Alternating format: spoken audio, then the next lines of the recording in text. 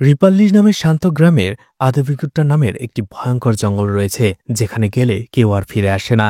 আর সেই জঙ্গলের ভেতরে গ্রামের একের পর এক যুবতী মেয়েরা যে হারিয়ে যাচ্ছিল, তাদের সাথে সেই জঙ্গলে কি হয়েছিল বা কি হয়েছে কেউ জানে না। সেই গ্রামেরই এক পুলিশ কনস্টেবল কানাক্কাম, যার বান্ধবী চন্দ্রিকা একদিন হঠাৎ করেই সেই আদাবিগট্টু জঙ্গলে হারিয়ে যায়। এরপরেই কানাক্কাম সেই কেসটা ইনভেস্টিগেশন করতে থাকে। শেষ পর্যন্ত কি হয়েছিল? কানাকাম কি তার বান্ধবীকে খুঁজে বের করতে পেরেছিল, নাকি সেও এই গলতধাঁধায় হারিয়ে গিয়েছিল? যে রহস্য লুকিয়ে আছে আদাবিগুট্টার জঙ্গলে, তো সেটার উত্তর জানতে হলে এই ওয়েব সিরিজের দ্বিতীয় পর্ব দেখতে হবে। তো আজ এক্সপ্লেন করব অসাধারণ সাসপেন্স আর টুইস্টে ভরা তেলুগু ওয়েব সিরিজ কনস্টেবল কানাক্কাম এর দ্বিতীয় পর্ব। গল্পটি ভালো করে বোঝার জন্য আগে প্রথম পর্বটি দেখে নেওয়া দরকার। আর এই ওয়েব সিরিজের প্রথম পর্বটি ফিল্মের গল্প রিক্যাপ চ্যানেলে আপলোড করা হয়েছে। আপনারা চাইলে পিন কমেন্ট অথবা আই বাটনের লিঙ্ক থেকে ক্লিক করে সরাসরি সেই পর্বটি দেখে আসতে পারেন। তো hi guys, welcome to my channel ফিল্মের গল্প। এমন নতুন আর অসাধারণ সব মুভি আর ওয়েব সিরিজের এক্সপ্লেনেশন বাংলায় দেখতে চাইলে চ্যানেলটিকে সাবস্ক্রাইব করে রাখতে পারেন। প্রথম পর্বে কানাক্কাম এবং রাজেশ জঙ্গলের ভেতরে রামবাবুর ঘড়িটি পড়ে থাকতে দেখেছিল এবং তারা সন্দেহ করছে এই মেয়েগুলোর মিসিং হওয়ার পেছনে রামবাবুরই হাত রয়েছে।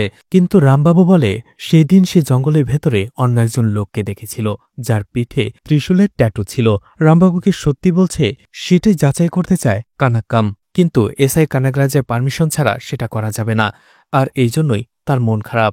রাতের বেলায় মন খারাপ করে কানাক্কাম যে সেই জায়গায় বসে থাকে যেখানে সে চন্ডিকার সাথে সময় কাটাতো। সেখানে চলে আসে রাজেশও আর বলে, আমরা নিরুপায়, এসআইয়ের এগেনস্টে যে আমরা কিছুই করতে পারবো না। আর তুমি কি করে বুঝলে যে রামবাবু সত্যি বলছে, যদিও মিথ্যে বলে থাকে? কানাক্কাম বলে, ও যখন তোমাকে কথাগুলো বলছিল আমি ওর চোখের দিকে তাকিয়েছিলাম। কেউ মিথ্যে বললে এভাবে তাকিয়ে থাকা যায় না। রাজেশ বলে, ঠিক আছে, তোমার কথাই সত্যি ধরে নিলাম, রামবাবু সত্যি বলছে। আর আদাবিগুট্টার ভেতরে একজন ব্ল্যাক ম্যাজিক করছে, আর সেই রয়েছে এই মেয়েদের মিসিং হওয়ার পেছনে। তাহলে চলো আমরা পুলিশ ফোর্স নিয়ে আদাবিগুট্টার ভেতরে যাই আর তাকে অ্যারেস্ট করি। কানাক্কাম বলে, তুমি তাকে পাবে না। নর্মালি ব্ল্যাক ম্যাজিক করা হয় আমাবস্যার রাতে, কিন্তু এই লোকটা ব্ল্যাক ম্যাজিক করছে পূর্ণিমার রাতে।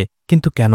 কানাক্কাম বলে, এই গ্রাম থেকে যতজন মেয়ে মিসিং হয়েছে প্রত্যেকটা ডেটই ছিল পুরোপুরি পূর্ণিমার রাত। রাজেশ বলে, কিন্তু চন্ডিকারটা? কানাক্কাম বলে, সেটাই মিলাতে পারছি না। 6 এপ্রিল চন্দ্রিকা মিসিং হয়েছিল, আর সেই দিন পূর্ণিমার রাত ছিল না। কিন্তু রামবাবু বলেছে সেই দিন সেই লোকটাকে সে দেখেছে। কানাক্কাম আরো বলে, আগামী 4 দিন পরেই আবারও পূর্ণিমার রাত, নিশ্চয়ই সেই লোকটা আবারও কিছু করার চেষ্টা করবে। সেই মেয়েগুলোকে আমাদের বাঁচাতেই হবে। রাজেশ বলে, ঠিক আছে, তাহলে চলো আমরা এখনই আদাবিগুট্টার জঙ্গলে চলে যাই, আর এই 4 দিন আমরা সেখানেই পাহারা দেব আর তাকেই ধরে ফেলব।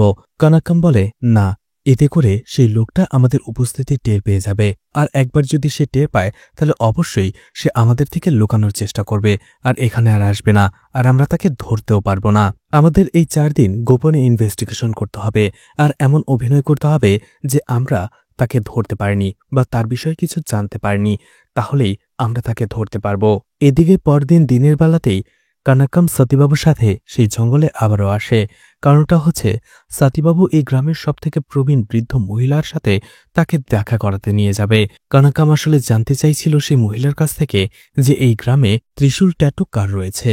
যখনই কানাক্কাম সেই বৃদ্ধ মহিলাকে ট্যাটুর ব্যাপারে জিজ্ঞেস করে যে কারো পিঠে ত্রিশূলের ট্যাটু আছে কিনা, সেই বৃদ্ধ মহিলা এমন কিছু কথা বলে যেটার আগামাথা কোনো কিছুই কানাক্কাম বুঝতে পারে না। সতীবাবু বলে, তুমি কিসব উল্টাপাল্টা বলছিও। এরপরে সে কানাক্কামকে নিয়ে সেখান থেকে চলে আসে। সেখান থেকে তারা ফিরে আসে। একটা সময় সতীবাবু কানাক্কামকে বলতে থাকে, আমাদের গ্রামের একটি মেয়ে রয়েছে পার্বতী, সে তার স্বামীকে নিয়ে আমাদের গ্রামেই থাকে। তার স্বামী মাঝে মধ্যে আমাদের সাথে সাঁতার কাটতে যায়। আমার বন্ধুরা অনেক সময়ই বলেছে যে তার গায়ে নাকি অনেক ট্যাটু রয়েছে। কানাক্কামের সন্দেহ হয় আর জিজ্ঞেস করে সে এখন কোথায়। সতীবাবু তার বন্ধুরা যেখানে সাঁতার কাটে সেখানেই নিয়ে যায়, কিন্তু তার বন্ধুদের কাছ থেকে জানতে পারে পার্বতীর হাজবেন্ড যোশী আজকে তাদের সাথে সাঁতার কাটতে আসেনি, জরুরি একটা কাজে সে শহরে গেছে রাতের বেলা। যোশীর সাথে কানাক্কাম যে লোকটাকে সন্দেহ করছিল তার অনেকটাই মিলে যাচ্ছিল, কারণ সেই লোকটার গায়েও ট্যাটু রয়েছে। হতে পারে সেটা ত্রিশূলের ট্যাটু। এছাড়া 4 দিন পরেই আরও একটা পূর্ণিমার রাত। হয়তোবা যোশী শহরে গিয়েছে কালো জাদু করার জন্য সব জিনিসপত্র কেনার জন্য, তাই কানাক্কাম রাত হওয়ার জন্য অপেক্ষা করে। রাতের বেলা যোশীকে দেখা যায় তার বাসা থেকে বের হয়ে অন্য একটা বাড়িতে লুকিয়ে ঢুকে পড়ে, এবং সেই বাড়িতে ঢোকার পরেই সে নিজের শার্ট খুলতে শুরু করে। এটা দেখার জন্যই জানলা দিয়ে উঁকি মারছিল কানাক্কাম। ঠিক তখনই দেখতে পায় যোশী সেই গ্রামেরই অন্য একটা মেয়ের সাথে অবৈধ সম্পর্কে জড়িয়েছিল আর তারা সেখানে ঘনিষ্ঠ হচ্ছিল। কিন্তু কানাক্কাম যেটা দেখতে চেয়েছিল সেই রকম ত্রিশূলের ট্যাটু যোশীর পিঠে ছিল না। অন্যদিকে সেই মেয়েটি কানাক্কামকে দেখে ফেলে, সে চিৎকার করে ওঠে আর যার ফলে জানাজানি হয়ে যায় যোশী আর সেই মেয়েটি পরকীয়ায় লিপ্ত ছিল। পরদিন হরিকে দেখা যায় থানায় রেগে আসার জন্য, কারণ এই যোশী হচ্ছে সেই লোক যাকে হরি চাকরি দিতে চেয়েছিল কানাক্কামের পোস্টে, অর্থাৎ যোশীর আত্মীয় হচ্ছে এই হরি। আর কানাক্কামের কারণেই পার্বতীর সংসারটা ভেঙে গেল। হরি উল্টো কানাক্কামকেই দোষারোপ করতে থাকে যে কানাক্কাম কেন দেখতে গেল, যেভাবে চলছিল চলতে দেওয়া হোক। এখানে সে কোনো যোশীর দোষ দেখতে পায় না। এটা দেখে কানাক্কাম নিজেই অবাক হয়ে যায়। রাজেশ তখন সেখান থেকে কানাক্কামকে সরিয়ে দেওয়ার জন্য উৎসবে আবারও ডিউটিতে পাঠিয়ে দেয়। উৎসবে আসার পরে কানাক্কাম দেখতে পায় সেখানে একটি পুজো হচ্ছিল, যেখানে এই গ্রামের সব ছেলেরা খালি গায়ে পুজো করছিল। আর এই সুযোগে কানাক্কাম সবার পিঠের দিকে নজর দেয়, কিন্তু কারোর পিঠেই ওইরকম ভাবে ত্রিশূলের কোনো ট্যাটু ছিল না। কানাক্কাম হতাশ হয়ে যায়। ঠিক তখনই সে সেখানে একটা ত্রিশূল দেখতে পায়, আর ত্রিশূল দেখাতেই তার মনে পড়ে যায় যখন তারা হসপিটালে গিয়েছিল ট্রিটমেন্ট নেওয়ার জন্য, তার হাতে লেগে কিছু ফাইল পড়ে যায় আর সেখানে একটা ছবি ছিল, আর সেই ছবির ভেতরে একটা লোকের পিঠে ত্রিশূলের ট্যাটু আঁকা ছিল। এটা দেখে কানাক্কাম বুঝতে পেরে যায় কোথায় গেলে এই লোকের খোঁজ সে পাবে। আর এখানে এপিসোড 4 শেষ হয়ে যায়। এপিসোড 5 এর শুরুতেই দেখা যায় একটি বিয়ের অনুষ্ঠানে মাল্লিবাবু নামের একজন বাবুর্চি রান্না করছিল। তখনই মাল্লিবাবু তার পছন্দের রান্না মান্দাসাকোবা সবাইকে খেতে দেয়। সবাই সেই মান্দাসাকোবা খেয়ে অনেক প্রশংসা করে মাল্লিবাবুর। ঠিক তখনই সেখানে একজন নেশাখোরকেও খেতে দেখা যায়, যাকে দেখে বোঝাই যাচ্ছিল সে এখনো নেশার ঘরে রয়েছে। সে মাল্লিবাবুকে উল্টাপাল্টা বলতে থাকে আর বলে, এটা কোনো খাবার হলো? কে তোমাকে এই রান্না শিখিয়েছে? এইভাবে মাল্লিবাবুকে প্রচন্ড অপমান করতে থাকে। মাল্লিবাবু তাকে শান্ত হতে বলে আর বলে তাকে নতুন করে খাবার রান্না করে দেবে, কিন্তু সেই লোকটা কোনোভাবেই শান্ত হচ্ছিল না, বরং মাল্লিবাবুর মুখের ওপরে খাবার ছুঁড়ে মারে। এতে মাল্লিবাবু প্রচণ্ড রেগে যায়। রাতের বেলায় দেখা যায় সেই মাল্লিবাবু একজন বাবুর্চির পাশাপাশি সে একজন কালো জাদুর পূজারীও ছিল। অনুষ্ঠানে সেই মাতাল লোকটা খাবার বাদ দিয়ে যখন হাত ধুয়ে সেখান থেকে চলে যায়, তখন সেখানে তার গামছাটাও পড়ে যায়। আর মাল্লিবাবু সবার চোখের আড়ালে সেই লোকটার গামছা সেখানে তার হাত ধোয়া পানিতে ভিজে যাওয়া কিছু মাটি তুলে নিয়ে আসে, আর সেটা দিয়েই সেই লোকটার উপরে কালো জাদু করে। পরদিনই দেখা যায় সেই লোকটার মৃতদেহ গ্রামের মধ্যেই পড়েছিল। ঘটনা আবারও বর্তমানে চলে আসে। সেই ত্রিশূল দেখার পরে আর ছবিটার কথা মনে করার পরে কানাক্কাম সাথে সাথে দৌড়ে থানায় চলে আসে আর রাজেশকে নিয়ে সে হসপিটালে চলে যায় আর বলে সেই লোকটাকে কোথায় খুঁজে পাওয়া যাবে আমি জানি। হসপিটালে যেয়ে সেই ফাইলগুলো খুঁজতে থাকে। রাজেশ নার্স নির্মলাকে জিজ্ঞেস করে ডক্টর কোথায়। নির্মলা বলে সে গ্রামের বাড়িতে গেছে। কানাক্কাম নির্মলাকে জিজ্ঞেস করে সেদিন হসপিটালে আসার পরে ইঞ্জেকশন লাগাতে গিয়ে আমি যে ফাইলগুলো ফেলে দিয়েছিলাম সেগুলো কোথায়। নির্মলা বলে সেগুলো তো নিয়ে গেছে হেমন্তরাও। আমাদের উৎসবে মেডিকেল ক্যাম্পে করার জন্য হেমন্তরাও এখানে এসেছিল, সে তো আমাদের গ্রামেরই ডক্টর, সে নিয়ে গেছে ডক্টরের সাথে কথা বলে। রাজেশ বলে হেমন্তরাওকে আমি চিনি, তুমি আমার সাথে চলো। কানাক্কাম এবং রাজেশ হেমন্তরাওয়ের বাড়িতে চলে আসে। তার বাবার কাছ থেকে জানতে পারে হেমন্তরাও ভাইজাগের যাওয়ার জন্য রওনা দিয়েছে। কিছুক্ষণ আগেই সে রেল স্টেশনে যাওয়ার জন্য রওনা দিয়েছে। রাজেশ এবং কানাক্কাম দুজনেই দ্রুত রেলওয়ে স্টেশনে আসে, কিন্তু দেখা যায় তারা আসার আগেই হেমন্তরাও ভাইজাগে চলে গেছে। রাজেশ বলে ঠিক আছে, এসআই স্যারের সাথে কথা বলে আমি তোমার ভাইজাগ যাওয়ার ব্যবস্থা করছি। কানাক্কাম বলে কখনোই না, এসআই স্যার কখনোই আমাকে ভাইজাগ যেতে দেবে না। রাজেশ বলে তাহলে কি করবে? কানাক্কাম বলে আমার কাছে একটা আইডিয়া রয়েছে। এরপরেই দেখা যায় রাজেশ থানায় বসে থাকে আর কানাক্কাম তার কাছে একটা চিঠি নিয়ে আসে। রাজেশ বলে আরে এখানে তো লেখা তোমার বাবা অসুস্থ, হসপিটালে ভর্তি, এখন তুমি 2 দিনের ছুটি চাইছো তাই তো? আর এই কথাগুলো সে জোরে জোরে বলছিল যাতে কনস্টেবল হরি এটা শুনতে পায়। রাজেশ হরিকে শুনিয়েই বলে এখন তো এসআই স্যার নেই, তোমাকে যেতে যাওয়া যাবে না। কানাক্কাম অনেক রিকোয়েস্ট করে। রাজেশ বলে ঠিক আছে 2 দিনের ছুটি, তুমি যদি 2 দিনের থেকে বেশি লেট করো তাহলে তোমাকে সাসপেন্ড করা হবে। কথাটা শুনে হরি খুশি হয়। হরি আসলে এটাই চাইছিল। রাজেশও তাকে ছুটি দিয়ে দেয়। আর তখনই দেখা যায় সেই চিঠির ভিতরে আসলে কিছুই ছিল না, এগুলো কানাক্কাম এবং রাজেশের একটা প্ল্যান ছিল। কানাক্কাম ভাইজাগে চলে আসে আর সেই হেমন্তরাওকে খুঁজে বের করে। হেমন্তরাও জিজ্ঞেস করে আপনি এখানে কেন, কি চান, আমি আপনাকে কিভাবে সাহায্য করতে পারি?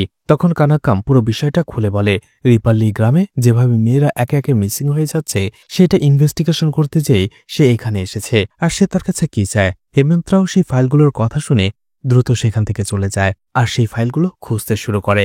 অনেকক্ষণ খোঁজার পরে অবশেষে সেই ফাইলগুলো সে পায় আর কানাক্কামের কাছে নিয়ে আসে। কানাক্কাম সেই লোকটার ছবি দেখিয়ে জিজ্ঞেস করে, এই লোকটা এখন কোথায়? হেমন্তরাও বলে, দিল্লি। কানাক্কাম অবাক হয়ে যায়। হেমন্তরাও তখন বলে, তুমি যেটা ভেবেছ সেটা ভুল। আসলে এই একজন এক্স মিলিটারি অফিসার, সে একজন ক্যান্সার পেশেন্ট। সে আমাদের কাছে এসেছিল ট্রিটমেন্ট নেওয়ার জন্য এবং আমরা তার কেসটা স্টাডি করছিলাম। ব্যাস এতটুকুই। তোমার কেসের সাথে এর কোনো সম্পর্ক নেই। তুমি ভুল ভাবছ। আমি তোমার ভালোর জন্যই বলছি। তুমি তোমার গ্রামে ফিরে যাও, কারণ তুমি যদি এখন তার সাথে দেখাও করতে চাও, তুমি তার কাছ থেকে কিছুই জানতে পারবে না, কারণ যেহেতু সে একজন মিলিটারি অফিসার, সে খুবই স্ট্রিক্ট এবং রুড। কানাক্কাম তখন বলে, ঠিক আছে, আমি চলে যাচ্ছি। হেমন্তরাও জিজ্ঞেস করে, কোথায়? কানাক্কাম তখন দেখায় যে সে ফাইল থেকে সে অলরেডি ঠিকানাটা নিয়ে নিয়েছে এবং সে দিল্লিতেই যাচ্ছে। কানাক্কাম এরপরেই রাজেশকে কল করে এবং পুরো বিষয়টা খুলে বলে আর বলে সে এখন দিল্লিতে যাবে। রাজেশ বলে, না, তুমি একা দিল্লিতে যাবে না। সে তাকে বাধা দেওয়ার চেষ্টা করে, কিন্তু কানাক্কাম বলে, যে করে হোক চন্ডিকাকে আমার খুঁজে বের করতেই হবে। রাজেশ বলে, ঠিক আছে, সবই বুঝলাম, কিন্তু তুমি টাকা পাবে কি করে? কানাক্কাম বলে, সেটা আমি ম্যানেজ করে নেব। তখনই কানাক্কামের ছোটবেলার একটা স্মৃতি মনে পড়ে, যেখানে তার মা নিজের গলার চেন বিক্রি করে তাকে কানের দুল বানিয়ে দিয়েছিল। আর কানাক্কাম আজকে দিল্লি যাওয়ার জন্য সেই কানের দুলটাই বিক্রি করে দেয় আর দিল্লি যাওয়ার জন্য ট্রেনে চেপে বসে। রাতের বেলা ট্রেনে বসেই যখন সে ঘুমাচ্ছিল, তখনই তার একটা কথা মনে পড়ে। এই রিপাল্লি গ্রামে যখন সে প্রথম দিন এসেছিল, পুলিশ স্টেশনে জয়েন করেছিল, তাড়াহুড়ো করে আসাতে এখানে সে কোনো থাকার ব্যবস্থাই করতে পারেনি। আর রাজেশ যখন এটা জানতে পারে, তখন সেই রাতের বেলা রাজেশ তার সাথে তাকে নিয়ে যায়, তার বাড়িতে থাকার ব্যবস্থা করে দেয়। আসলে রাজেশ কানাক্কামকে তার মেয়ের মতো দেখে, আর কানাক্কামও রাজেশকে নিজের বাবার মতো। এদিকে দেখা যায় পরদিন সকালবেলাতেই এসআই কানাগরাজ কল করে রাজেশকে এবং বলে, কানাক্কাম কোথায়? রাজেশ মিথ্যে বলে যে সে তার বাবার কাছে গেছে, কিন্তু এসআই কানাগরাজ সবকিছু জেনে গিয়েছিল। আসলে হেমন্তরাও তার বাবাকে কল করেছিল আর তার বাবা এসআই কানাগরাজকে, যার ফলে এসআই কানাগরাজ সবকিছু জেনে গেছে। এসআই কানাগরাজ প্রচন্ড রেগে যায় আর বলে, সিনিয়র অফিসারের পারমিশন ছাড়া ওর এত বড় সাহস হয় কি করে?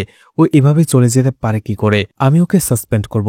ও যদি আজকের ভিতরে ফিরে না আসে, তুমি ওর সাসপেন্ড লেটার লিখে রাখবে, আমি সে সাইন করব। রাজেশ তাকে বোঝানোর চেষ্টা করে, কিন্তু কানাগরাজ কোনো কথাই শোনে না। এদিকে কানাক্কাম দিল্লিতে আসার পরে অনেক কষ্টে বিক্রম সিং এর ঠিকানা খুঁজে বের করে। বিক্রম সিং তাকে জিজ্ঞেস করে সে কেন এসেছে। কানাক্কাম বলে, আসলে তার বাবারও ক্যান্সার পেশেন্ট, সে কি কি ওষুধ খায় সেটাই জানার জন্য এসেছে। কিন্তু সেই বিক্রম সিং কানাক্কামের বুট দেখে ফেলে, যেটা পুলিশের বুট, আর সে চিনে ফেলে। বুঝতে পারে কানাক্কাম মিথ্যে বলছে, তাই সে কানাক্কামকে কোনো কিছু না বলেই চলে যায় ভেতরে। কানাক্কামও বুঝতে পারে এছাড়া তার আর কোনো উপায় নেই, তাই সে অপেক্ষা করে রাত অবধি। বিক্রম সিং যখন রাতের বেলা কানাক্কামকে সেখানে বসে থাকতে দেখে, তাকে ভেতরে ডেকে নেয় আর বলে, তুমি মিথ্যে কেন বলেছিলে? তুমি তো একজন পুলিশ অফিসার, তাই না? কানাক্কাম বলে, সরি। বিক্রম সিং বলে, ঠিক আছে, এখন বলো তুমি কেন এসেছিলে। কানাক্কাম এরপরে রিপাল্লি গ্রামে যা যা হচ্ছে আর আদাবাট্টু জঙ্গলের ভেতরে যা যা হচ্ছে সেই সবকিছু খুলে বলে। এছাড়া এই কেসটা ইনভেস্টিগেশন করে কিভাবে সে ক্লুপে এই পর্যন্ত এসেছে সেটাও খুলে বলে। আর পিঠে থাকা সেই ত্রিশূলের ট্যাটুর ব্যাপারেও জিজ্ঞেস করে। বিক্রম সিং বলে, আমি বুঝতে পেরেছি তুমি কিসের কথা বলছো। এটা বেশ কয়েক বছর আগের কথা, যেখানে কেদারনাথে আমাদের প্লাটুনের 25 জন আর্মির একটা টিম যায়। সেখানে আমরা 3টি টিমে ভাগ হয়ে যাই। আমাদের আর মাত্র 2 দিন হাতে বাকি ছিল। সেখান থেকে 2 দিন পরেই আমাদের ফিরে আসার কথা ছিল, কিন্তু হঠাৎ করেই আমাদের উপরে অ্যাটাক হয়। সেই অ্যাটাকে আমরা যদিও জিতি, কিন্তু আমাদের কয়েকজন আর্মির শরীরে গুলি লাগে। আমরা তাদেরকে সুস্থ করে তুলি, যার ফলে আমাদের টিমের কেউই মারা যায়নি। এতে আমরা প্রচন্ড খুশি ছিলাম, যুদ্ধেও জিতে গেছি, আমাদের কাউকে হারাতেও হয়নি। আর আমাদের মনে তখন একটাই বিশ্বাস জন্মেছিল, এই ঘটনা সম্ভব হয়েছে কেদারনাথের মতো পবিত্র স্থানের জন্য। আর সেই পবিত্র স্থানের সম্মান রক্ষার্থে আমাদের টিমের সবার পিঠে আমরা ত্রিশূলের ট্যাটু আঁকি। বিক্রম সিং বলে, এই 25 জনের সবার পিঠেই এই ত্রিশূলের ট্যাটু রয়েছে, তুমি কাকে ধরবে আর কাকে খুঁজবে? কানাক্কাম বলে, এরা এখন কোথায় রয়েছে? বিক্রম সিং বলে, এদের মধ্যে অনেকেই মারা গেছে, অনেকেই চণ্ডীগড়, পাঞ্জাব, অমৃতসরের মতো জায়গায় সেটেল হয়ে গেছে। আমার মনে হয় তোমাকে কেউ ভুল ইনফরমেশন দিচ্ছে, তুমি ভুল ভাবছ। এদের মধ্যে কেউ সে খুনি নয়। ঠিক তখনই কানাক্কামের একটা কথা মনে পড়ে। সে ছবিটা ভালো করে দেখে, যেখানে 3টে ছবি ছিল, আর 3টে ছবিতেই 8 জন করে আর্মি ছিল, মানে 3 আর 24 জন। তাহলে আরও একজন কোথায়, কারণ বিক্রম সিং একটু আগেই বলেছিল তাদের টিমে 25 জন মেম্বার ছিল। বিক্রম সিংকে সেই 25 নম্বর মেম্বারের কথা জিজ্ঞেস করলে বিক্রম সিং বলে সে 25 নম্বর মেম্বার ছিল তাদের কুক, কিন্তু সেই কুককে তো আর তারা 3 ভাগে ভাগ করে নিতে পারবে না, তাই সেই কুক তাদের 3 টিমের জন্যই খাবার রান্না করত, আর এই জন্য সেই কুক এই ছবিতে নেই। কানাকাম জিজ্ঞেস করে তার কি কোনো ছবি আছে কিনা। বিক্রম সিং অনেক খুঁজে দুটো ছবি বের করে, কিন্তু দুটো ছবি নষ্ট ছিল, অর্থাৎ সেই কুকের চেহারা দেখা যাচ্ছিল না। কানাকাম জিজ্ঞেস করে আরো কোনো ডিটেলস আছে কিনা, তার নাম ঠিকানা এই ধরনের কিছু। বিক্রম সিং বলে না, আমরা তাকে সবাই কুক সাহেব বলে ডাকতাম। ও মনে পড়েছে, সেও সাউথ থেকে, তোমাদের ওই দিক থেকেই। শুধু এতটুকু ইনফরমেশন নিয়ে কানাকাম সেদিনের মতো সেখান থেকে চলে আসে। এদিকে হরি বারবার রাজেশ এবং কানাকামকে খোঁচা মেরে কথা বলছিল। একটা সময় রাজেশের ধৈর্যের বাঁধ ভেঙে যায়। সে চিৎকার করে বলতে থাকে, তোমরা এতদিন অনেক বলেছ মেয়েটাকে নিয়ে, মেয়েটার দোষ কি ছিল? ও ওর যোগ্যতায় পোস্ট পেয়েছে, ও একজন মেয়ে, এটাই নাকি ওর জন্য তোমার আত্মীয়ের চাকরি হয়নি তাই? ও এই পুলিশ স্টেশন এই গ্রামের জন্য যা করেছে তোমরা সবাই মিলে পুরুষ হয়ে সেটাও করতে পারোনি। তোমরা সবাই আদাবিকাট্টর নাম শুনলে ভয়ে কাঁপতে থাকো, আর ও একজন মেয়ে হয়ে এই গ্রামের মেয়েদের খোঁজার জন্য রাতের বেলা একা একা সেই আদাবিকাট্টর ভেতরে গেছে, একের পর এক ক্লু বের করে নিয়ে এসেছে, ইনভেস্টিগেশনটাকে আগে বাড়িয়েছে। তোমরা কি করেছ? তোমরা শুধু ওর দোষ খুঁজে বেরিয়েছ, ওকে নিয়ে ট্রল করেছ, মজা করেছ, এভাবে আরো অনেক কথা বলতে থাকে। আর অবশেষে হরি নিজের ভুলটা বুঝতে পারে যে এতদিন সে কানাকামকে ভুল বুঝেছে, কানাকাম আসলে তার ডিউটি করছে। এর ঠিক কিছুক্ষণ পরেই থানায় আরো একজন মহিলা আসে আর হাঁপাতে হাঁপাতে বলে, আমার মেয়েকে খুঁজে পাচ্ছি না, সকাল থেকে তাকে খুঁজে বেড়াচ্ছি। তখনই রাজেশের মনে পড়ে যে আজকেই পূর্ণিমার রাত। এদিকে কানাকামকে দেখা যায় সে দিল্লি থেকে সরাসরি আদাবিগুট্টার জঙ্গলে চলে এসেছে, কারণ আজকে পূর্ণিমার রাত, আর সেই তান্ত্রিক নিশ্চয়ই আজকেও ব্ল্যাক ম্যাজিক করার জন্য এখানে এসেছে। তখনই ছোট্ট একটা ফ্ল্যাশব্যাক দেখানো হয়। বিক্রম সিং এর কাছ থেকে আসার আগে বিক্রম সিং তাকে আরো একটা হেল্প করেছিল। তার টিমের যতজন মেম্বার এখনো জীবিত ছিল, বিক্রম সিং তাদের প্রত্যেকে কল করে সেই কুক সাহেবের নাম জিজ্ঞেস করে, কিন্তু কারোরই মনে ছিল না। কিন্তু একজনের মনে ছিল তার হাতের মিষ্টির নাম, সেটা ছিল মান্দাসাকোবা। আর এই নামটা শুনতেই কানাকাম একটু চমকে ওঠে, কারণ রিপাল্লি গ্রামের উৎসবের ভেতরেও প্রার্থনার পরে পুরোহিত এই মান্দাসাকোবাই সবাইকে বিতরণ করেছে। কানাকামকে দেখা যায় আদাবিগুট্টুর জঙ্গলটা পুরোপুরি চষে ফেলে, কিন্তু সে কাউকে কোথাও দেখতে পায় না। ঠিক তখনই হঠাৎ করে আকাশের ভেতরে দেখে অনেকগুলো কাক এক জায়গায় জড়সড় হয়ে ঘুরপাক খাচ্ছে। তখনই তার ছোটবেলার কথা মনে পড়ে, যখনই সে তার মায়ের জন্য খাবার দিত তখনই কাকগুলো এসে সেখানে ঘুরপাক করত। তখনই কানাকাম বুঝতে পারে যে জায়গায় কাকগুলো ঘুরপাক খাচ্ছে ওই জায়গাতেই সেই লোকটা কালো জাদু করছে। কানাকাম সেখানে যাওয়ার পরে দেখতে পায় তার ধারণাই সত্যি, সেই লোকটা অন্য একটি মেয়েকে সামনে বসিয়ে কালো জাদু শুরু করেছে। কানাকাম একটা লাঠি দিয়ে তাকে আঘাত করে, কিন্তু সেই লোকটা তার লাঠির আঘাত ফিরিয়ে উল্টো কানাকামকেই সরিয়ে ফেলে দেয়। কানাকাম আবারও উঠে দাঁড়ায় এবং তার চোখ পরিষ্কার করে সেই লোকটাকে যখন ভালো করে দেখার চেষ্টা করে সে হতবাক হয়ে যায়। আর এখানে এপিসোড 5 শেষ হয়ে যায়। এপিসোড 6 এর শুরুতেই দেখা যায় কানাকাম মনে করতে থাকে সেই দিন পুরোহিতের কাছে চন্দ্রিকা জিজ্ঞেস করেছিল এই মান্দাসাকোবা কে রান্না করেছে, খাবারটা অনেক মজার। তখন সেই পুরোহিত বলেছিল এটা আমাদের গ্রামের প্রেসিডেন্টই রান্না করেছে, অর্থাৎ আর্মিদের সেই কুক ছিল এই গ্রামের প্রেসিডেন্ট অরবিন্দ রাও, আর সেই এই কালো জাদু করছিল। অরবিন্দ রাও আরবিনকে দেখা যায় কানাকামের উপরে একের পর এক হামলা করে চলছিল। ঠিক তখনই তাকে পেছন থেকে এসে হামলা করে হরি আসলে সেই মেয়েটিকে খোঁজার জন্য সাহস করে আদাবিগাট্টুর ভেতরে চলে এসেছিল, আর আসার পরে সেটা দেখতে পায়। কিন্তু কানাকাম এবং হরি মিলেও আরবিনকে কোনো কিছুই করতে পারছিল না, তাকে কাবু করতে পারছিল না। সে দুইজনকে একাই মোকাবেলা করছিল।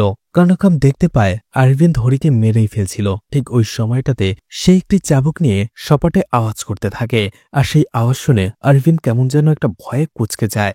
আসলে এই আওয়াজটা ছোটবেলা থেকেই অরবিন্দ প্রচণ্ড ভয় পেত, কারণ অরবিন্দের বাবা আনন্দরাও তাকে ছোটবেলা থেকে বেল দিয়ে পেটাত, আর এই জন্য এই ধরনের মারকে সে প্রচণ্ড ভয় পায়। আর সেই ভয়টা এখনও সে দূর করতে পারেনি। কানাকাম অরবিন্দের সেই ভয়ের সুযোগ কাজে লাগিয়ে তাকে কুপোকাত করে ফেলে এবং বেঁধেও ফেলে। তাকে থানায় নিয়ে আসা হয়। সব কনস্টেবল মিলে তাকে টর্চার করে, কিন্তু অরবিন্দের কিছুই হচ্ছিল না। সে চুপচাপ বসে কোন এক মন্ত্র পড়ছিল। এদিকে গ্রামবাসীরা যখন জানতে পারে তাদের গ্রামে যেসব মেয়েরা মিসিং হয়েছে সেটার পেছনে তাদের গ্রামেরই প্রেসিডেন্ট আরবিন্দ রয়েছে, তখন তারা থানার সামনে ধর্ণা দিতে থাকে আর আরবিন্দকে মেরে ফেলতে বলে। এদিকে দেখা যায় যখন কোনো কিছুতে আরবিন্দ মুখ খুলছিল না, কানাকাম সেই সেলের ভেতরে ঢুকে যায় আর সেই বেলের আওয়াজ শুনতেই আবারও আরবিন্দ ভয়ে কুঁচকে যায়। কানাকাম তাকে জিজ্ঞেস করে সে এমনটা কেন করেছে। আরবিন্দ তখন ভয়ে বলতে শুরু করে। আরবিন্দ বলে, আমি ভুল করে আমার মাকে মেরে ফেলেছিলাম। আমি ভেবেছিলাম আমার মা আমাকে ভালোবাসে না, সে আমার বাবার কাছে চলে গেছে। কিন্তু আমার মাকে মেরে ফেলার পরে আমি বুঝতে পেরেছিলাম যে আমি ভুল ছিলাম। আমার মা আমাকে সত্যি ভালোবাসতো। আসলে সেই রাতে শুধুমাত্র আমার বাবার ডাকে সাড়া দেওয়ার জন্যই সে গিয়েছিল। এরপরে আমার বাবা বুঝতে পেরে আমাকে একটি রুমের ভেতরে আটকে রাখে সব সময়। আর সেই অন্ধকার রুমের ভেতরে থাকতে থাকতে একটা সময় আমি ডিপ্রেশনে পড়ে যাই। আমার মাকে কল্পনা করতে থাকি আর ধীরে ধীরে আমি অসুস্থ হয়ে পড়ি। একদিন আমার আঙ্কেল মাল্লিবাবু আমার সাথে দেখা করতে আসে আর আমার এই অবস্থা দেখে আমার বাবা আনন্দরাওকে বকাঝকা করতে থাকে। ছেলেটা দিন দিন কিভাবে শুকিয়ে যাচ্ছে আর তুমি ওকে একটা অন্ধকার রুমে আটকে রেখেছ কেন? কিন্তু আনন্দরাও কোনোভাবেই ছেলের এই অপকর্মের কথা কাউকে বলতে পারছিল না। এছাড়া সে তার স্ত্রীকে হারিয়ে একেবারেই শোকে স্তব্ধ হয়ে গিয়েছিল। তখন মাল্লিবাবু আরবিনকে নিজের সাথে নিয়ে আসে। আমার আঙ্কেল আমাকে আমার মায়ের মতোই ভালোবাসতো, মায়ের মতোই দেখাশোনা করত আর সে আমাকে যত্ন করে খাওয়াতো এবং রান্না করা শেখাতো, বিশেষ করে মান্দা সাকোবা। আর একটা সময় আমি তার মতো করেই মান্দা সাকোবা রান্না করতে শিখে যাই। এরপরে একদিন বিয়েবাড়িতে একজন মদ্যপায়ী লোক আমার আঙ্কেলকে অনেক অপমান করে। আমার প্রচণ্ড রাগ হয়েছিল, তাকে মেরে ফেলার ইচ্ছে হয়েছিল। কিন্তু পরদিনই যখন আমি বাজার থেকে ফিরছিলাম তখন সেই লোকটাকে আমি গ্রামের মধ্যে মৃত অবস্থায় পড়ে থাকতে দেখি। আঙ্কেলকে দৌড়ে এসে আমি সেই কথাটা বলি, কিন্তু আঙ্কেল সেটার মধ্যে কোনো রিয়াকশনই করে না। এটা দেখে আমার একটু সন্দেহ হয়।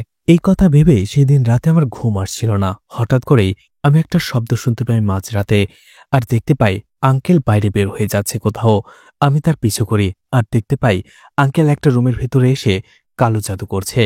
আমি এটা দেখার পরে অবাক হয়ে যাই এবং আঙ্কেলের সামনে যেয়ে বসে যাই আর বলি আমাকে এটা শেখানোর জন্য। আঙ্কেল প্রথমে একেবারেই রাজি হচ্ছিল না, কিন্তু আমি তাকে জোর করি। আর আঙ্কেল যেহেতু আমাকে অনেক ভালোবাসতো তাই সে রাজি হয়ে যায় আর আমাকে কালো জাদু শেখাতে শুরু করে। দীর্ঘ কয়েক বছর কালো জাদু শেখার পরে আমি অবশেষে সেটা শিখে যাই। এরপরে একদিন দুজন লোক আসে আমাদের বাড়িতে।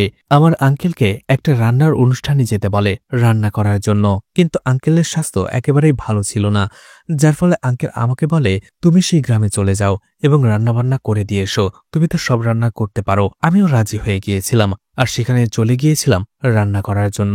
উড়িষ্যা থেকে ফেরার পরে আরবিন্দ তার মামা মাল্লিবাবুকে নিয়ে আবার একটা ব্ল্যাক ম্যাজিক করে, কিন্তু মাল্লিবাবু এই নতুন কালো জাদুটা একেবারেই জানত না।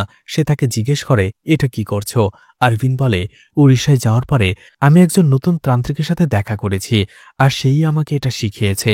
সে বলেছে এই কালো জাদুর মাধ্যমে আমি আমার মাকে ফিরিয়ে আনতে পারবো। আরবিন্দ বলে সে তান্ত্রিক আমাকে বলেছে আমার মা যে নক্ষত্র এবং রাশিতে জন্মগ্রহণ করেছে সেই একই রাশি এবং নক্ষত্রে জন্মগ্রহণ করা মেয়েদের শৈলে আমি আমার মাকে ফিরিয়ে আনতে পারবো, এমনকি আমি তার সাথে কথাও বলতে পারবো। আর এই কালো জাদুটা যদি পূর্ণিমার রাতে করা হয় তাহলে সেই মেয়েটির শৈলের ভেতরে আমার মাকে আমি সবসময় রাখতে পারবো। আর আরবিন্দ সেখানে বসে সেটারই প্র্যাকটিস করতে শুরু করে। মাল্লিবাবু কয়েকদিন পরেই অসুস্থ হয়ে যায় আর মারা যায়। এতে আরবিন্দ অনেক কষ্ট পায়। এরপরে আরবিন্দ আবারও তার গ্রামের বাড়িতে অর্থাৎ তার বাবার কাছে ফিরে আসে। এদিকে আনন্দ রায়ের গ্রামে একটি মিলিটারি ক্যাম্প বসে আর যেটার দায়িত্ব পড়েছিল আনন্দ রায়ের উপরে। আনন্দ রাও সব ব্যবস্থা করে দেয় আর সেখানকার মিলিটারি অফিসারের সাথে আনন্দ রাও কথা বলে তাদের কোনো সমস্যা হচ্ছে কিনা। সেই মিলিটারি অফিসার বলে তাদের একটু খাবারের সমস্যা হচ্ছে, এছাড়া বাকি সব ঠিক আছে। এদিকে আরবিন্দ চাইছিল বাড়িতে থাকার জন্য, এজন্য সে তার বাবা আনন্দ রাওয়ের জন্য মজার মজার খাবার রান্না করে যাতে সে তাকে খুশি করতে পারে। আনন্দ রাও তার হাতের খাবার খেয়ে অনেক খুশি হয়। আনন্দ রাও আরবিন্দকে এরপরেই একদিন মিলিটারি ক্যাম্পে নিয়ে যায় রান্না করার জন্য। সেই মিলিটারিরাও আরবিন্দের রান্না খেয়ে অনেক প্রশংসা করে। একদিন রাতের বেলা হঠাৎ করে আনন্দ রাও ঘুম থেকে ওঠার পরে দেখতে পায় তার ছেলে আরবিন্দ উঠানের ভিতরে বসে বসে কালো জাদু করছে। এটা দেখে বুঝতে পারে তার ছেলে মানুষ হয়নি, বরং আরো বিগড়ে গেছে। আর এই জন্য পরদিনই সে তার ব্যাগপত্র গুছিয়ে সেই মিলিটারি ক্যাম্পে নিয়ে যাচ্ছিল আরবিন্দকে। কিন্তু অরবিন্দ যেতে চায় না, কারণ তার প্ল্যান ছিল তার বাবাকে পটিয়ে সে বাড়িতেই থাকবে এবং ছোটবেলা সে প্রতিশোধ নেবে। আর এটাই ছিল অরবিন্দের প্ল্যান। কিন্তু আনন্দরাও বলে, তুমি বাড়ি থেকে কি করবে, কালো জাদু করবে? এটা শুনে অরবিন্দ চমকে যায় আর বুঝতে পারে কোনোভাবেই এখন তার বাবা আর তাকে বাড়ি থাকতে দেবে না। তাই সে বাধ্য হয়ে সেই মিলিটারি ক্যাম্পে চলে যায় এবং সেখানে যেয়ে সে একজন বাবুর্চি হিসেবে যোগদান করে। এর কয়েক বছর পরে অরবিন্দ সেই মিলিটারি ক্যাম্প থেকেই খবর পায় তার বাবা আনন্দরাও মারা গেছে। সে গ্রামে চলে আসে। আর সেখানে আসার পরে অরবিন্দ জানতে পারে রিপাল্লি গ্রামের গ্রামবাসীরা ঠিক করেছে শুভ্র রাও নামের একজন লোককে তারা এই গ্রামের নতুন প্রেসিডেন্ট করবে। কিন্তু এই বিষয়টা অরবিন্দ একবারেই মেনে নিতে পারে না। তার বাবা এত বছর ধরে এই গ্রামের সেবা করেছে, আর এখন প্রেসিডেন্ট হওয়ার কথা তো তার, কিন্তু তারা অন্যজনকে প্রেসিডেন্ট করছে। এরপরে অরবিন্দ প্ল্যান করে ইচ্ছে করে একটি গাড়ি অ্যাক্সিডেন্ট করে। এরপরে হসপিটালে যখন তার জ্ঞান ফেরে, সে দেখতে পায় সে তার পা নড়াচড়া করতে পারছে না, সেখানে কোনো সেন্স পাচ্ছে না। ডক্টর বলে, অ্যাক্সিডেন্টে আপনার পা দুটো প্যারালাইজ হয়ে গেছে। এতে একেবারে ভেঙে পড়ে অরবিন্দ। অরবিন্দ সেখানকার গ্রামবাসীদের বলতে থাকে, আমি ভেবেছিলাম আমার বাবা মারা যাওয়ার পরে আমি এই গ্রামের সেবা করব। আমার বাবা যেমন ঘুরে ঘুরে এই গ্রামবাসীদের দুঃখ কষ্ট দেখত, আমিও সেটাই করব। কিন্তু আমার সেই স্বপ্ন আর পূরণ হলো না। এইভাবে সে গ্রামবাসীদের ব্ল্যাকমেল করতে থাকে, ইমোশনাল ব্ল্যাকমেল। আর গ্রামবাসীরাও তার ফাঁদে পা দেয় এবং তারা বলে, আপনি যেমনই হন না কেন, আপনি এই গ্রামের নতুন প্রেসিডেন্ট। তারা সেখান থেকে চলে যায়। আর তখনই দেখা যায় এটা ছিল ডক্টর এবং অরবিন্দের একটা চাল। অরবিন্দের পা একেবারেই ভালো ছিল। এই প্যারালাইসের নাটকটা সে ডক্টরের সাথে মিলেই করেছে, যাতে করে গ্রামবাসীদের সে বোকা বানাতে পারে। এরপরও থেকে এভাবে ছদ্মবেশেই অরবিন্দ এই গ্রামের প্রেসিডেন্ট রয়েছে এত বছর। আর অরবিন্দ এই গ্রামের পুরোপুরি পাওয়ার নিজের হাতে রেখেছে। কারণটা একটাই, সে এখনও তার মাকে মিস করে। আর সে চাইছিল তার সেই কালো জাদুর মাধ্যমে সে তার মায়ের আত্মাকে কোনো একটি মেয়ের শরীরে ফিরিয়ে আনবে। সে তার মায়ের কাছে ক্ষমা চাইবে, তার মায়ের সাথে কথা বলবে। এরপরেই প্রত্যেক বছর যখন এই গ্রামে উৎসব হয় এবং প্রত্যেক মেয়েরা সেখানে পুজো দিতে আসে, যারা তাদের জন্মের রাশি এবং নক্ষত্রগুলো বলতো পুরোহিতের কাছে, আর সেটা মাইক দিয়ে অ্যানাউন্স করা হতো। আর সেটা শুনে শুনেই অরবিন্দ খাতায় নোট করে রাখত যে তার মায়ের রাশি এবং নক্ষত্রে যেসব মেয়েরা জন্মগ্রহণ করেছে তাদের নাম, ঠিকানা। আর এরপরে রিপাল্লি গ্রামবাসীদের মধ্যে একটা ভয় সৃষ্টি করি। আদবিগুট্টা জঙ্গলের ভেতরটা ভালো নয়, সেই জায়গায় যাওয়া নিরাপদ নয়। আর ধীরে ধীরে গ্রামবাসীরাও সেটা বিশ্বাস করে নেয়, তারা সেখানে যাওয়া বন্ধ করে দেয়। আর এরপরেই আমি রাতের আধারে সেই আদাবিগুট্টা জঙ্গলের ভেতরে যাই এবং একটা জায়গা খুঁজে বের করি। আর সেই জায়গা থেকে আমার বাড়ির পেছন দিকে গোপন এক সুড়ঙ্গ খুঁড়ি, যাতে করে সেখান থেকে আমি সবার চোখের আড়ালে আমার বাড়ির থেকে আদাবিগুট্টা জঙ্গলের ভেতরে চলে আসতে পারি। আর গ্রামবাসীদের মধ্যে ভয় ঢুকিয়ে দেই, যারা আদাবিগুট্টাতে যাবে তারা কখনো আর ফিরে আসবে না। আর এই জন্য গ্রামবাসীরাও ভীত হয়ে সেখানে একটা পুলিশ পাহারা বসিয়ে দেয়, যাতে করে কেউ সেখানে আসতে না পারে। আর এতে আমার জন্য অনেক ভালো হয়ে যায়। আর এরপরেই যেসব মেয়েদের আমি টার্গেট করি তাদের কোনো না কোনোভাবে আদাবিগুট্টাতে নিয়ে আসি। আমি যেমনটা চাইছিলাম সবকিছু ঠিক সেই প্ল্যান মতোই হচ্ছিল। কিন্তু আমি যখনই তাদের উপরে কালো জাদু করছিলাম, আমার মায়ের আত্মাকে তাদের উপরে নিয়ে আসতে চাইছিলাম, তখন তারা অজ্ঞান হয়ে যেত, কারণ কালো জাদুর শক্তি তারা বইতে পারত না।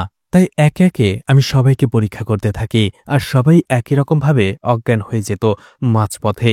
আর আমি এটাই ভেবেছিলাম, যদি আমি এখন তাদের ছেড়ে দেই তাহলে পরে আবার তারা সুস্থ হয়ে যখন আমাকে দেখবে তখন তাদের এইসব কথা মনে পড়ে যাবে এবং গ্রামবাসীদের তারা সবকিছু খুলে বলে দেবে, আর আমার স্বপ্ন আর কখনো পূরণ হবে না। তাই আমি সবাইকে একে একে মেরে ফেলি। কথাটা শুনে সবাই থমকে যায়। কাঁদো কাঁদো কণ্ঠে কানাকাম বলে, তাদের লাশগুলো তুমি কোথায় পুঁতে রেখেছ? অরবিন্দ বলে, গ্রামের শেষে যে একটা ফার্ম রয়েছে সেখানে। সাথে সাথে কানাকাম কয়েকজন কনস্টেবল নিয়ে সেখানে যেতে শুরু করে। গ্রামবাসীরাও তার পিছনে পিছনে ছুটতে থাকে, কিন্তু গ্রামের শেষে সেই ফার্মে যেয়ে তারা এমন কোনো কিছুই খুঁজে পায় না। এত বড় ফার্মের ভেতরে তারা কোথায় লাশগুলো খুঁজে পাবে? হতাশ হয়ে পড়ে কানাকাম। ঠিক তখনই সেখানে সে একটি গোলাপের পাপড়ি দেখতে পায়। আর তখনই তার অরবিন্দের কথা মনে পড়ে, যেখানে তার মা এবং সে ছোটবেলায় গোলাপের গাছ লাগিয়েছিল। এমনকি সে এবং তার মামাও একই কাজ করেছিল। তখনই তার মনে পড়ে এই ফার্মের একটা জায়গায় গোলাপের গাছও রয়েছে। কানাকাম সেটাই খুঁজে বের করে, আর সে দেখতে পায় সেখানে অনেকগুলো গোলাপের চারা রয়েছে। সে আবারও হতাশ হয়ে পড়ে। এই সবগুলো গোলাপের গাছের ভেতরে কোনটার ভেতরে লাশ রয়েছে সে কি করে জানবে?